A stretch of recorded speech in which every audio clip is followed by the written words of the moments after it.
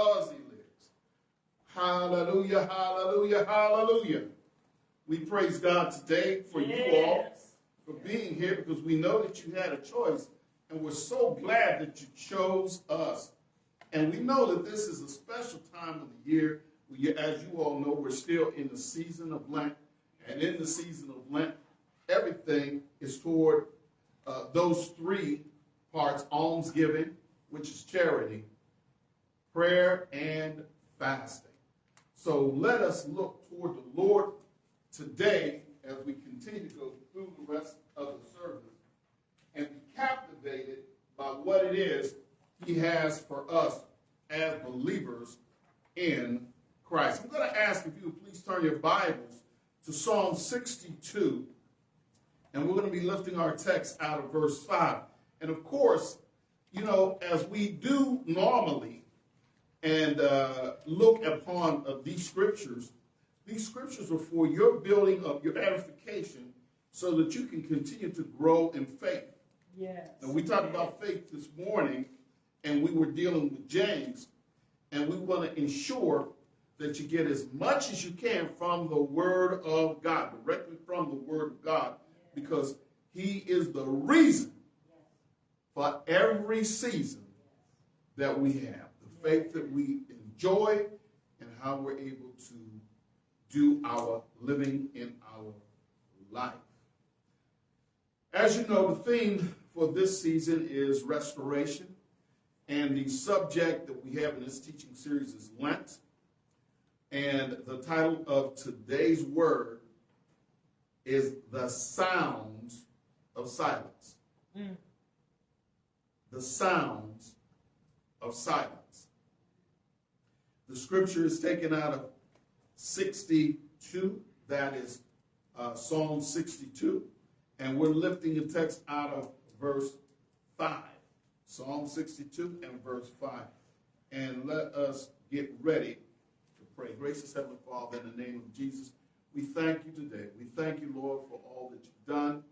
We thank you, Lord, for all that you're going to do. We thank you for the supplications being fulfilled. We thank you for the petitions being fulfilled. We thank you for the prayers being fulfilled.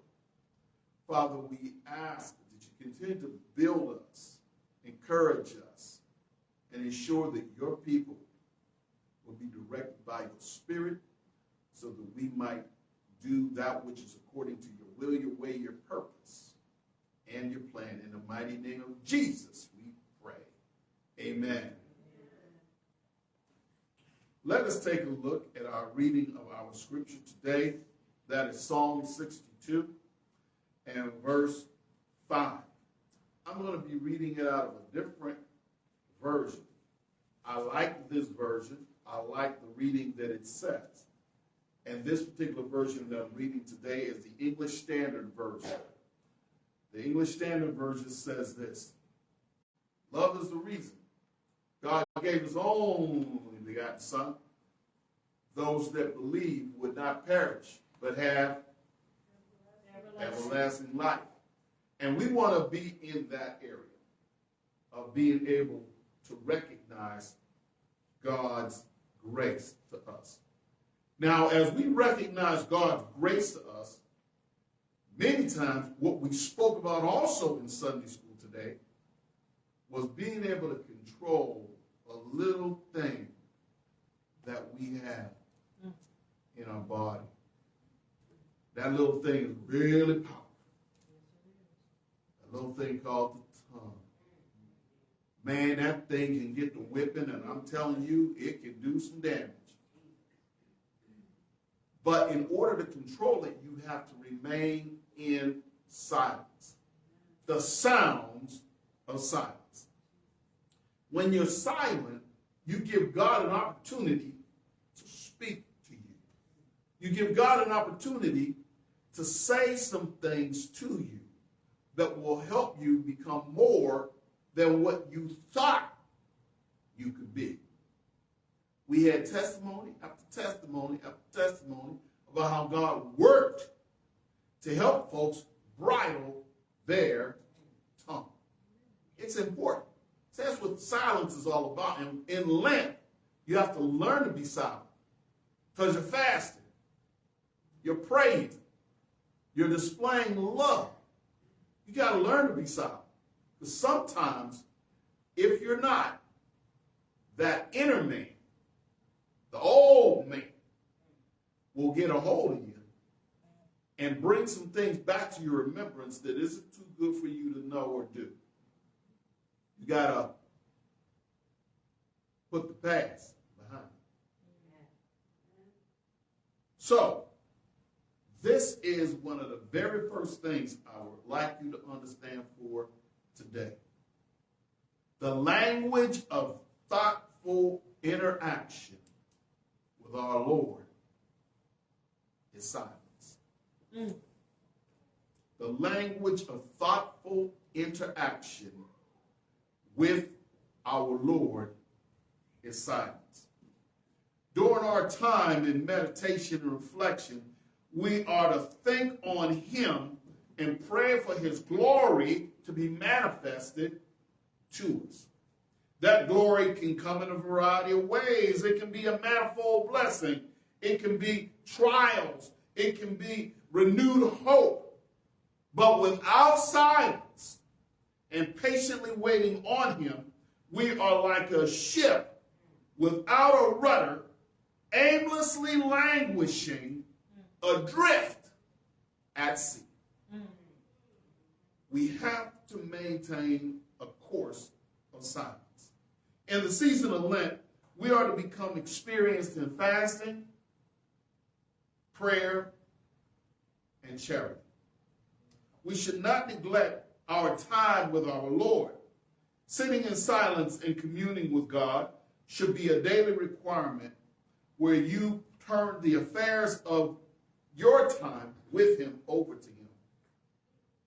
You know, has anybody ever sat back and just sat there in their garden, in their backyard, looking in the sky, looking at the stars, looking at the sea or the ocean or the lake or wherever it is you're at, and just meditating on the goodness of God? If it hadn't been for God, where would we be? Just in silence. Nobody talking. No boombox next to you, churning out all kind of music that you shouldn't be hearing. But silence, being with the Lord. Our concentration should be on gaining that supernatural link of relationship with him. And that, my friends, should move us closer and nearer to him. Now we start to understand more clearly that because he lives, we can truly face tomorrow. And all fear can pass away. And we can depend on Christ. That's because he lives. And he truly does live. He truly does live. Silence is listening to God, and it is a very, very key point of what it is we should be doing and reflecting on during this season of Lent. We must enter into a space that may be unfamiliar to some of us. We must wait patiently, and that can be a challenge as well. You know how it is sometimes when you have to be patient, and it's just a really, really big challenge. One of the biggest challenges I've had recently, which was not that long ago, but it was long enough ago, was to be in line waiting to go through the queue of the airport with your ticket to sit in another waiting space, waiting to board the plane, getting on the plane and waiting for the plane to take off. And then once the plane takes off, waiting for it to arrive to a spoken destination. And then when it arrives, waiting to make sure all of the things are in order to go to the hotel. It's an act of futility. Especially that queue. Trying to go through the queue. And then when you go through the queue, you see these people going through the priority line, and they're just zipping through. I'm telling you. It's unnerving. It's really unnerving. But we have to do it, because if we don't do it, we won't get to our selected destination. So whenever we're talking about being able to exercise the sounds of silence and be patient with the Lord, we have to understand that there are some instructions that God gives us. And that's a key word for today, instructions. And what are the instructions? We're just going to give you, for your hearing today, 4 instructions that God gives us for waiting patiently for the sounds of silence, to hear him manifest speech to us. Number 1, as we just kept saying, be patient. And we're taking that out of Lamentations, chapter 3, verse 26. Lamentations, chapter 3, verse 26. And that says, it is good that one should wait quietly for the salvation of the Lord. It is good that one should wait quietly. You got to be patient, because God doesn't see things the way we see them. And as we become fidgety, as we become crabby, as we basically become bucketheads and don't want to do what we should do, it causes problems in our overall disposition while we're waiting. So we have to be patient. Number 2, we do not want to destroy our witness. Each and every one of us that confess Jesus Christ as the Lord and Savior, as a believer, is a witness. A witness to what? Salvation. A witness to a renewed life, a renewed hope. We don't want to destroy that witness. And we're looking at Psalm chapter 141, verse 3. And in order not to destroy our witness, that little thing that we were talking about earlier is what we got to control. And that psalm says, set a guard, O Lord, over my mouth. Keep watch over the door of my lips. Sometimes we got to keep that bugger really, really shut. We got to minister to having time and keeping it shut. Whenever we were listening this morning in Sunday school about a certain individual that gave us a revelation about keeping that door shut, that was so pleasing. That was pleasing. You gotta watch your tongue. It will destroy your witness as a believer. Number 3, and this is probably one of the better ones that I like. Silence is golden. Silence is golden. I'm not trying to go back to the 60s or 70s, but I always did like Simon and Garfunkel, and I did like the sounds of silence. You know, it was just a nice song. And so whenever you're silent, it means a great deal. Exodus chapter 14, verse 14. And it says, the Lord will fight for you. And you only have to be silent. The Lord will fight for you. And you only have to be silent. So silence is golden whenever we're able to sit and commune with God and be part of that supernatural relationship as he ministers to us. Number 4, and this is the actual title of a popular book that is out now in our denomination, Shut Up and Pray. And that's from Romans chapter 10, verse 17. Romans chapter 10, verse 17 says, so faith cometh from hearing, and hearing through the word of Christ.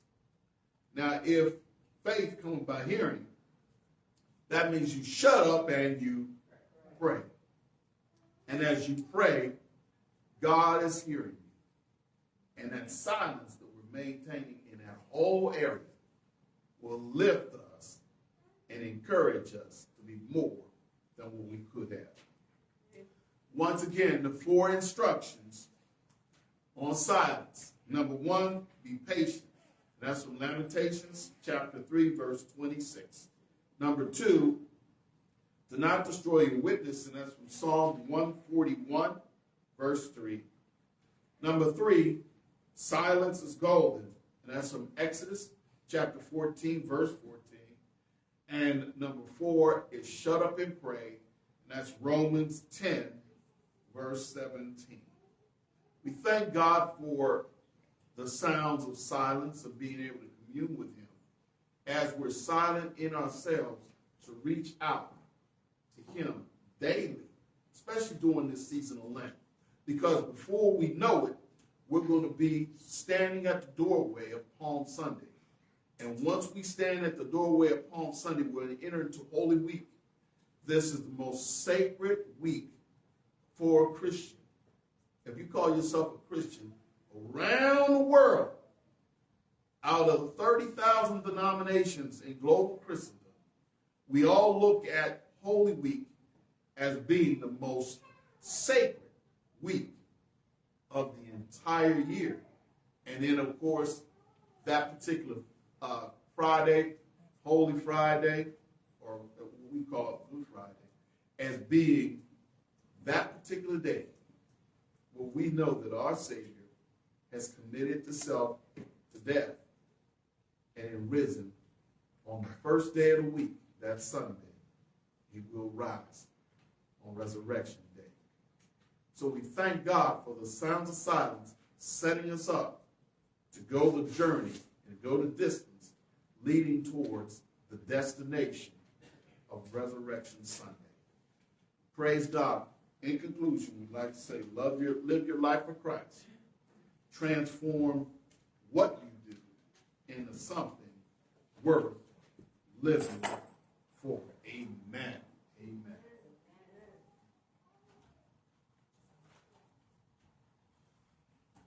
We thank you for joining us on Facebook. If you would like to make a contribution to the church's address is 2313 Bird Drive.